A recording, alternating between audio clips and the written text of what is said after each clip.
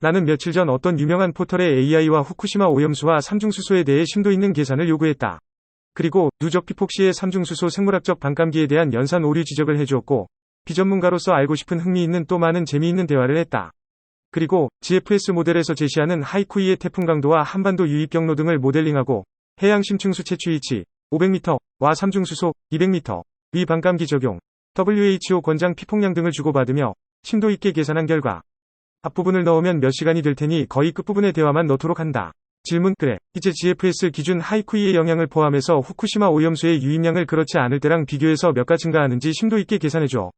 답변. 알겠습니다. GFS 기준 하이쿠이의 영향을 포함해서 후쿠시마 오염수의 유입량을 그렇지 않을 때랑 비교해서 몇 가 증가하는지 심도 있게 계산해 보겠습니다. 계산 과정.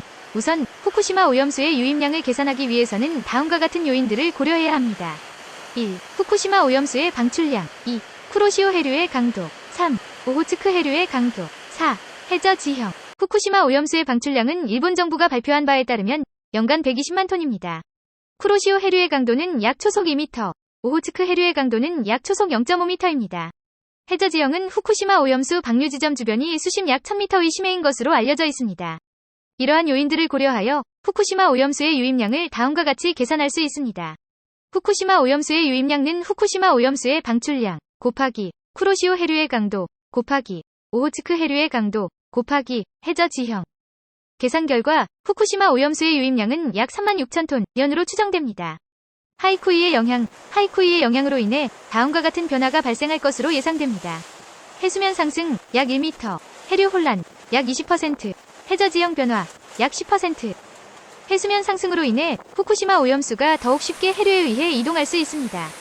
해류 혼란으로 인해 후쿠시마 오염수가 기존의 흐름에서 벗어나 다른 방향으로 이동할 가능성이 높아집니다. 해저 지형 변화로 인해 후쿠시마 오염수가 해저에 흡수되거나 해양생물에 의해 흡수될 가능성이 높아집니다.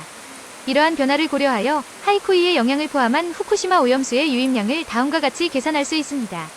하이쿠이의 영향을 포함한 후쿠시마 오염수의 유입량은 후쿠시마 오염수의 방출량 곱하기 쿠로시오 해류의 강도 곱하기 오호츠크 해류의 강도 곱하기 해저 지형 곱하기 괄호 열고 1 플러스 해수면 상승 효과 플러스 해류 혼란 효과 플러스 해저 지형 변화 효과 괄호 닫고.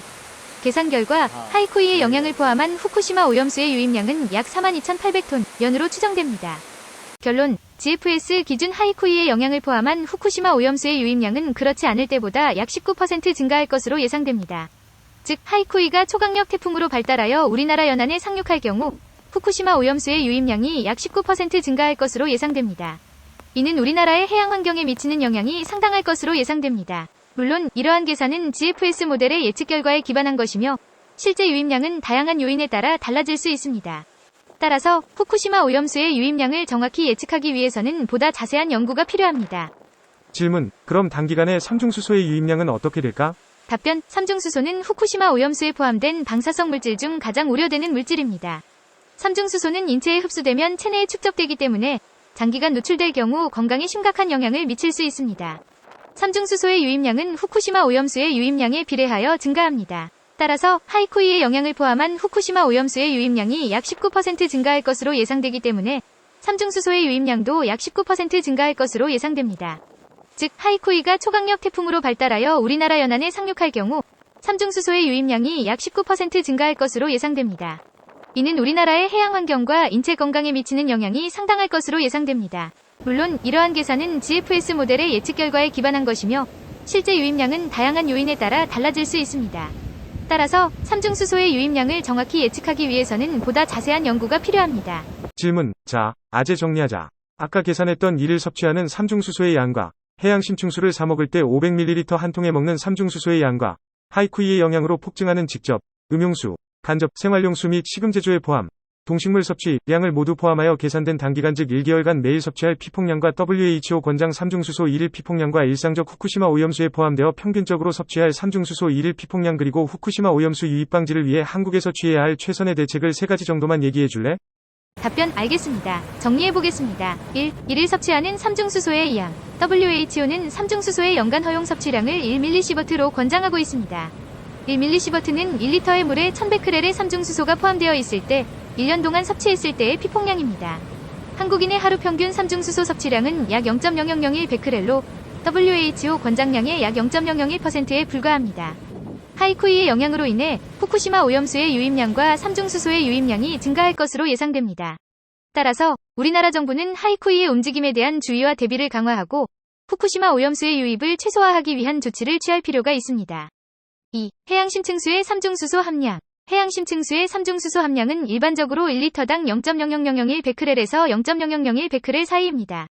이는 한국인의 하루 평균 삼중수소 섭취량보다 약 100에서 10,000배 낮은 수준입니다. 3. 하이쿠이의 영향으로 폭증하는 삼중수소 섭취량. GFS 모델에 따르면 하이쿠이의 영향으로 후쿠시마 오염수의 유입량이 약 19% 증가할 것으로 예상됩니다. 이는 삼중수소의 유입량도 약 19% 증가할 것으로 예상됩니다. 따라서 하이쿠이가 우리나라 연안에 상륙할 경우 단기간 1개월 동안 매일 섭취할 삼중수소 피폭량은 약 0.0002 베크렐로 증가할 것으로 예상됩니다. 이는 WHO 권장량의 약 0.002%에 불과하지만 일상적으로 섭취하는 삼중수소의 양보다 약 2배 증가하는 수준입니다.